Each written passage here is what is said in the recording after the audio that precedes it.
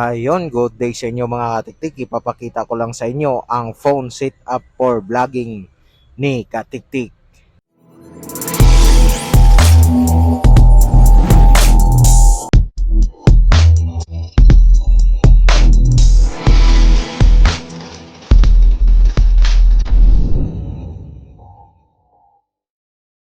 So ito po yun mga katiktik. Ayan, so ito na-order ko yan sa Lazada pareho. Pati yung handle at ito yung hawakan niya. Symbol lang po natin. Pipihitin lang natin. Make sure na mahigpit po siya. Baka malaglag yung phone natin mga katiktik. So siguraduhin nyo na mahigpit po yung kapit niya para hindi malaglag ang inyong mga cellphone. Siyempre pati yung sa akin mga katiktik. So ganyan lang. So pag natibayan nyo na, ilagay nyo na yung cellphone nyo. So siyempre luwagan natin dito sa taas at ilagay natin. Open ko muna mga katiktik yung cellphone ko at punta tayo sa camera siyempre.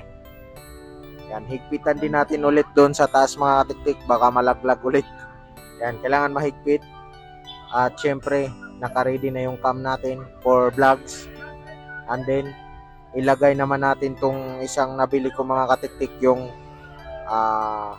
mic na Bluetooth mic yan mga katiktik. So, ganito po yan siya pang iPhone yan. Wala po kasi siyang saksakan ng headset, kaya ito po siya.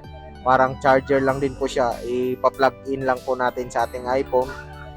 And then i-on naman natin tong isa niya mga katiktik. And pag na-on yan, may kulay green po yan na ilaw yan. Ibig sabihin connected na po siya. So ito na po yan mga katiktik start. So ito na yan mga katiktik. Yung setup ko sa phone vlogging. So gamit tayo ng mic. So ito yung isa nire-record. Mabilis lang natin maigalaw-galaw natin ang camera mga katiktik kapag may handle tayo na ganito. So hindi tayo mahirapan mag-front at mag-back ulit sa atin mga katiktik, iharap ang camera. So yun lang ang naipakita ko mga katiktik, hanggang sa susunod na video. Maraming salamat sa panonood.